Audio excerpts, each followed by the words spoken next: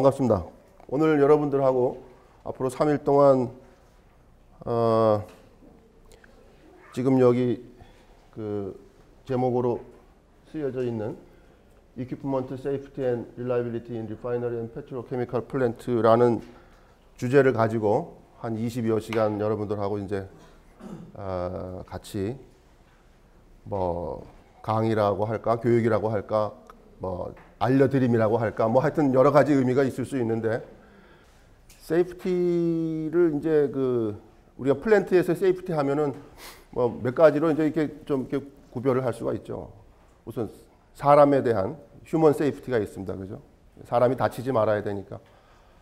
그 다음에 프로세스 세이프티가 있어요. 뭐 어떤 스타트업 절차나 뭐 셧다운 절차 같은 데 있어서 로직을 잘 설계해서 안전하게 공장이 가동되고 중지될 수 있도록 여러 가지 그 안전 절차를 잘 그 로직화해서 프로그래밍해서 공장을 잘 가동시키는 그런 안전, 또는 이제 운전 중에도 어떤 뭐 이머전시가 발생했을 때 어떤 밸브가 뭐 닫히고 어떤 펌프가 가동을 하고 뭐 여러 가지로 해서 그런 프로세스 상의 공정상의 안전을 기할 수 있는 그러한 그 프로세스 세이프티가 있습니다. 그리고 이제 마지막으로 오늘 여러분들하고 말씀드리려고 하는 거는 이퀴프먼트 세이프티예요, 사실. 이퀴프먼트 세이프티 하면은 이 리파이너리나 페트로케미컬 플랜트는 여기 오신 분들이 제가 몇 면을 보니까 실제로 리파이너리나 페트로케미컬 플랜트에서 근무하시는 분들보다는 뭐 그 플랜트를 설계하고 건설하시는 뭐 그런 입장에 계신 분들, 뭐 일부 물론 이제 그쪽에서 현업에서 오신 분들도 있는 것 같은데, 대부분 오신 분들이 이제 그러한 플랜트를 주로 이제 건설하시는 분들이 많이 이렇게 오신 것 같은데, 그러다 보면 좀 생소할 수 있습니다. 현장에서 우리가 이퀴프먼트 세이프티를 어떻게 확보하고 어떻게 그 플랜트를 유지 관리하는지에 대해서 잘 모르실 수도 있고 하니까, 어떻게 생각하면 지금 현재 현업에서 하시는 일이 나중에 지어지고 나서 어떻게 유지되고 보수되고 관리되는지 막 전체적인 개념을 잡아간다 정도로 이해하셔도 좋을 것 같고요. 그러다 보니까 좀 많은 얘기들이 3일 동안 주어질 겁니다. 어느 특정 한 분야, 뭐 예를 들면 펌프면 펌프, 컴프레서면 컴프레서, 무슨 뭐 반응기면 반응기, 촉매면 촉매에 대한 어떤 깊이 있는 얘기나 어떤 전문적으로 이렇게 깊은 얘기는 뭐 아마 여기서는 안 될 겁니다. 주로 아주 많은 얘기들이 브로드하게, 좀 제너럴하게, 어떻게 보면 그래서 제가 처음에 강의라고 할지 교육이라고 할지 알려드림이라고 할지라고 표현드렸던 것이, 이러이러한 기술이 적용되고 활용되고 유지되면서 이렇게 지금 플랜트가 세이프하게 운영되고 있습니다라는 걸 이제 알려드리려고 하는 거예요, 사실은. 그러다 보니까 상당히 많은 얘기들이 있습니다. 뭐 비파괴 검사부터 부식, 방식, 수명 평가, 뭐 설비 파손 분석, 재료 선정 등등등 아주 많은 얘기들이 있어요. 그래서 사실은 그 어느 한 분야만 갖고도 여러분들이 뭐 충분히 거기서 대학원 박사 과정도 할 수 있고, 또 그 분야 한 분야 그 중에 아주 그 넓은 중에서 어느 특정 한 분야를 선택해서 평생 공부를 할 수도 있는 그런 부분들인데, 오늘 여러분들한테는 그 전체를 이제 소개하고, 어떻게 보면 이제 인트로덕션이지. 그래서 저는 오늘 인스트럭터가 돼서 그런 부분들을 여러분들한테 이제 알려드리려고 합니다. 그러다 보면 여러분들이 현재 하고 있는 일과 지금 현재 로케이션에서, 현재 여러분들이 하고 있는 로케이션에서 이것이 어떤 서로 상관관계가 맺어지고, 내가 앞으로 이 일을 하는데 어떤 부분이 더 보완되고 서로 연구돼야 될 건지 하는 그런 감도 좀 잡으실 수 있을 거라고 생각을 합니다. 처음에 여러분들이 설계하는 공장이 이런 부분이 현장에서 일어나는구나, 이런 부분들을 내가 미처 생각 못하고 뭐 설계를 했구나 라는 느낌을 가질 수도 있을 거고, 또는 뭐 화공 백그라운드를 가지신 프로세스를 전공하시는 분들은 프로세스 상에 이런 문제가 실제 설비에 세이프티에 이런 영향을 주는구나, 이런 것도 또 느끼실 수 있는 그런 기회가 될 거라고 생각을 합니다. 그래서 제가 앞으로 3일 동안에 여러분들한테 말씀드리는 거는 뭐 어떤 심화 과정, 어떤 특정 분야에 대한 심도 깊은 그런 심화 과정이라기보다는 전체를 아우를 수 있고 개념을 잡을 수 있는 그런 좀 개념적인 얘기, 소개를 하는 얘기들이 좀 많습니다. 그래서 그 부분에서 혹시 질문이 있으면은 제가 뭐 질문을 해주시거나 나중에 제가 소개를 하겠습니다만 저한테 뭐 이메일로 또는 기타 다른 방법으로 문의를 하면 제 아는 범위 내에서 얼마든지 답변을 드리도록 하겠습니다. 그 다음에 이제 여기서 이제 뭐 릴라이빌리티라고 한 거는 이제 어떻게 보면 이퀴프먼트 세이프티만 갖고서 릴라이빌리티와 그런 관계가 뭐냐? 이퀴프먼트 세이프티는 말 그대로 그 이퀴프먼트가 하여튼 안전하게 사용될 수 있도록 관리하는 기술을 말하는 건데 이퀴프먼트가 하나가 아니죠. 생산을 위해서는 뭐 여기 플랜트에서 오신 분도 있겠지만 플랜트에 가면은 어마어마한 설비들이 있습니다. 뭐 인스트루먼트도 있고 펌프, 로테이셔널 머신도 있고 무슨 뭐 밸브 뭐 하여튼 뭐 수없이 많은 그런 설비들이 다 이게 내가 원하는 목표가 뭐죠? 생산이잖아요. 그죠? 생산을 하는데 기여하고 있는 부품들이죠.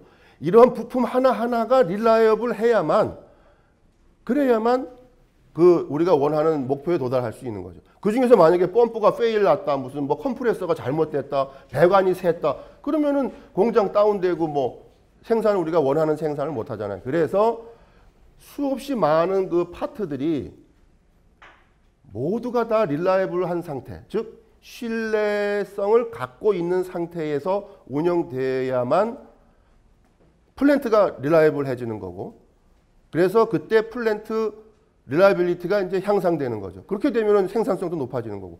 그래서 결국은 각 부품들, 플랜트 내의 각 부품들의 신뢰도의 합이 릴라이빌리티입니다.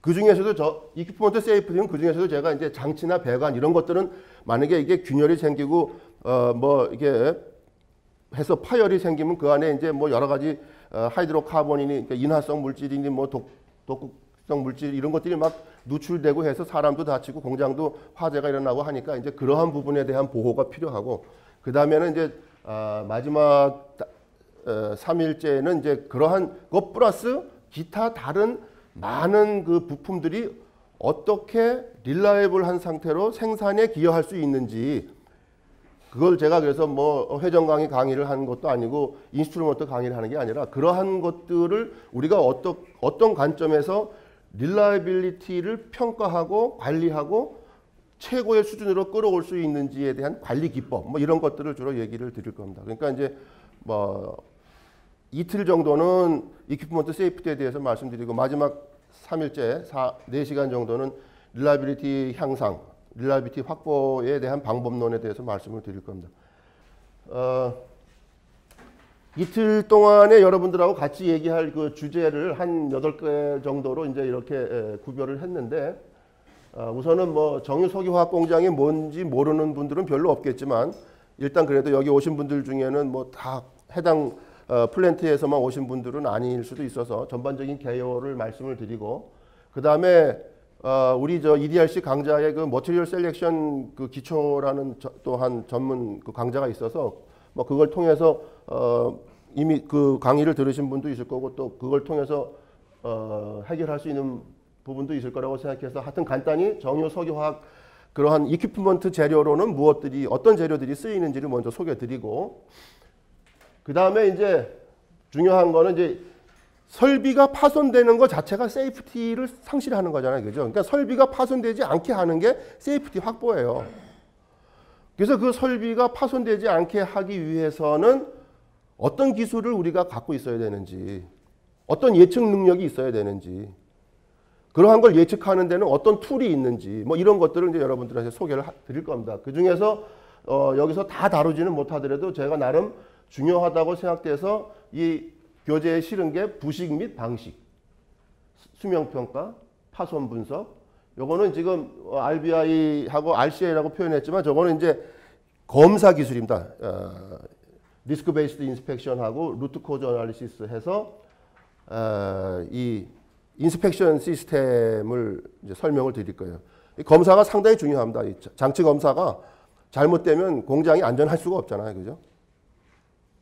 여러분들 그 뭐 병원에 가서 건강검진 받을 때 뭐 거기서 뭐 초음파도 검사 받고 뭐 엑스레이도 검사 받는데 그걸 갖고 잘못 판단을 받으면은 오진이죠. 그러니까 오진을 하면은 안 되잖아요, 그죠? 그래서 오진하지 않도록 또 어떤 주기로 우리가 우리 몸 관리를 어떤 장기에 대해서는 뭐 얼마만한 주기로 검사를 해야 되는지 여러분들 자동차 매뉴얼에도 보면 뭐 엔진 오일은 뭐 얼마 만에 한 번씩 체크를 해라 뭐 해라 이런 매뉴얼이 있듯이 정유석유화학 플랜트에도 그런 매뉴얼이 필요합니다. 어떤 장치에 대해서는 어떤 주기로 어떤 검사를 해라. 어떤 부분은 특히 취약하니까 더 자주 봐라. 뭐 이런 것들이 필요할 수밖에 없어요. 그래서 그런 거를 위험도를 근간으로 한 검사 시스템이다 그래가지고 리스크 베이스드 인스펙션이라고 그러는데 그냥 우리가 타임 베이스로 그냥 뭐 이 장치도 5년 만에 보시오. 저 장치도 5년 만에 보시오. 이제 처음에는 그렇게 했어요. 타임 베이스로. 그 다음에 이제 이게 너무 쓸데없이 자꾸 보는 것 같아. 그러니까 그러면 이제 브레이크다운 메인터넌스 내지는 브레이크다운 인스펙션 해서 야 잘못 뭐 고장 나면 보자 뭐 이런 부분도 있었어요.